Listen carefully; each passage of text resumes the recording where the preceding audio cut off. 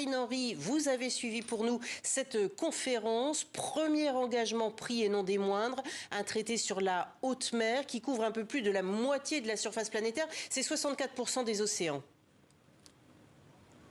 Oui, alors Isabelle, est-ce qu'après Nice, l'océan se portera mieux? En tout cas, ici, on croit que ça ne pourra plus être pire. C'est un pari réussi pour Olivier Poivre d'Arvor, l'envoyé spécial d'Emmanuel Macron à l'UNOC. Le pari d'un changement transformateur. Impossible désormais, vous l'avez dit, de reculer. Ça commence avec le BBNJ, ce traité de protection sur la haute mer. Il devait avoir 60 signatures pour le ratifier. Bien écoutez, il y en aura 70 prochainement à New York en septembre. Le traité va entrer en vigueur 120 jours plus tard, en janvier 2026. Et effectivement, 64% de la surface des océans seront dotés d'un cadre légal. Avant, c'était un petit peu le Far West. Chacun faisait ce qu'il voulait. Et quand même, à le rappeler Olivier Poivre d'Arvor, vous savez, dans ces grands sommets internationaux, l'océan, c'était un petit peu le sujet qu'on mettait en fond de la salle, à côté de la porte des toilettes. C'est lui qui le dit. Désormais, c'est fini. L'océan a son traité de Nice.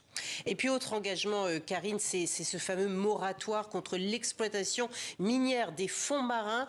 De quoi s'agit-il exactement ? Bien écoutez, c'est tout simplement une riposte à la menace américaine et aux États-Unis, les grands absents de cette conférence des Nations Unies sur l'océan. C'est une coalition d'une vingtaine d'États contre l'exploitation minière des grands fonds marins. Alors ils sont 20 pour l'instant, ils espèrent être le double bientôt. On les appelle d'ailleurs les champions de l'océan. Alors en fait, ils ont rappelé aux États membres le cadre légal d'intervention. Ils ont aussi rappelé que les abysses n'étaient pas à vendre. Alors ici, on se veut aussi, vous savez, relativement rassurant. Vous savez qu'une mission d'exploitation minière sur les grands fonds marins, dans les grands fonds marins, c'est très très cher, c'est même déficitaire économiquement et on voit mal comment les États-Unis pourraient se lancer dans une telle aventure. En tout cas, ici, à Nice, une route a été tracée.